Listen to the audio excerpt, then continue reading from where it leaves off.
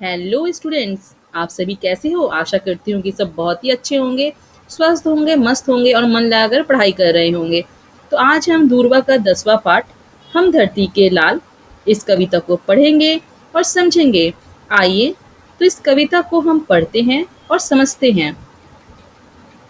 देश हमारा धरती अपनी, हम धरती के लाल, नया संसार बसाएंगे, नया इंसान बनाएंगे। सुख सपनों के स्वर गूंजेंगे, मानव की मेहनत पूजेंगे।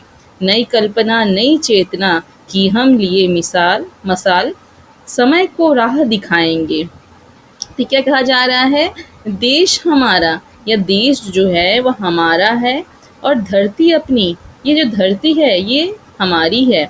हम धरती के लाल, धरती के लाल, लाल अर्थात पुत्र या बेटा, इसे लाल कहा जाता है। तो कहा जा रहा है कि यह देश हमारा है, यह धरती हमारी है और हम इस धरती के पुत्र हैं।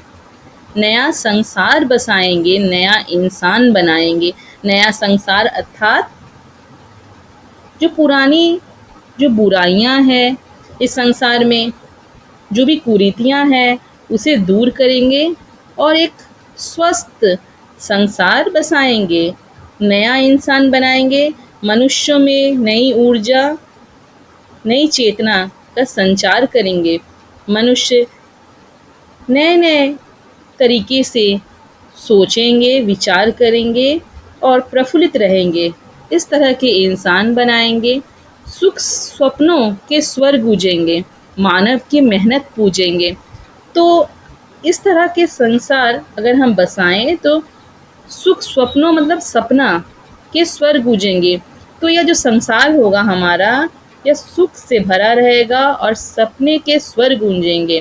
मानव की मेहनत पूजेंगे। यहाँ पर मानव की जो मेहनत होगी ना, मानव जो मेहनत करेंगे इस संसार में, वो पूजे जाएंगे। नई कल्पना नई चेतना की हम लिए मसाल। और ये जो संसार है इसमें नई कल्पना, नई चेतना, इसमें नई नई कल्पनाएं, नई नई चेतना, ऊर्जा से हम भरे हुए होंगे।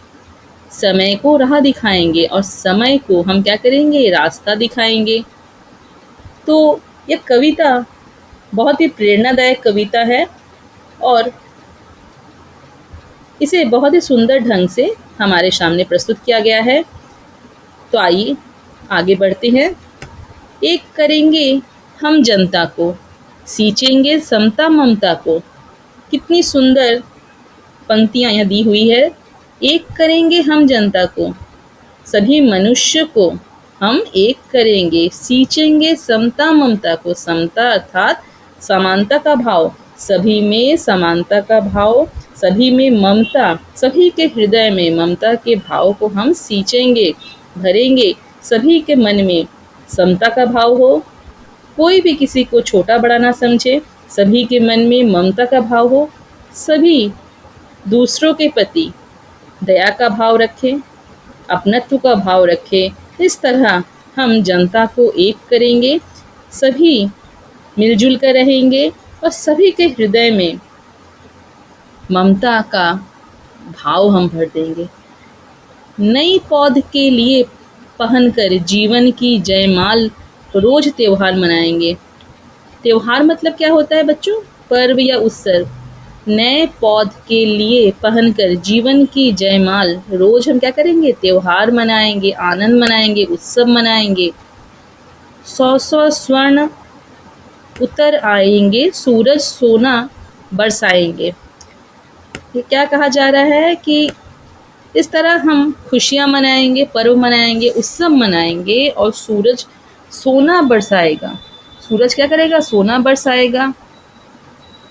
दूध पूत के लिए बदल देंगे तारों की चाल, नया भूगोल बनाएंगे, नया संसार बसाएंगे। तो ये सब कुछ नई करने की बात कही गई है कि हम इस संसार को बहुत ही सुखद बनाएंगे, आनंद पूर्वक बनाएंगे और सूरज जो है अपना रोशनी इस धरती को देगा और नया भूगोल बनाएंगे, है ना। इस पृथ्वी में हम समता ममता, सभी में दया का भाव भरेंगे, सभी मिलजुल कर रहेंगे, सभी में अपनत्व का भाव रहेगा।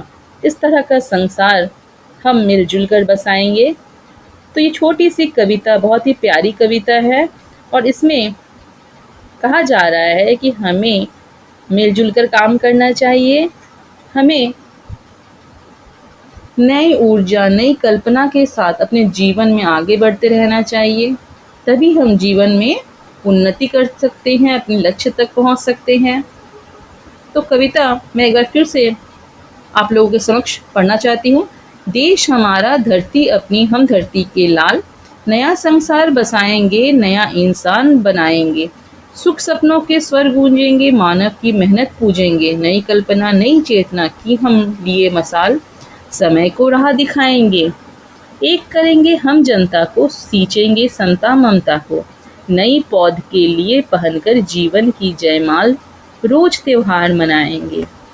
सौ सौ स्वर्ग उतर आएंगे, सौ सौ स्वर्ग उतर आएंगे, सूरज सोना बरसाएंगे, दूध पूत के लिए बदल देंगे तारों की चाल, नया भूगोल बनाएंगे, नया संसार बसाएंगे। तो यहाँ पे इस दुनिया को, इस संसार को इतनी भली भांति हम करेंगे सभी मिलजुल कर कि इसमें ऐसा लगेगा कि ये 100 स्वर्ग, जैसे कि उनको मानना है कि स्वर्ग बहुत अच्छी जगह है, तो उसी तरह 100 स्वर्ग उतर आएंगे, धरती में भी स्वर्ग जैसी अनुभूति होगी।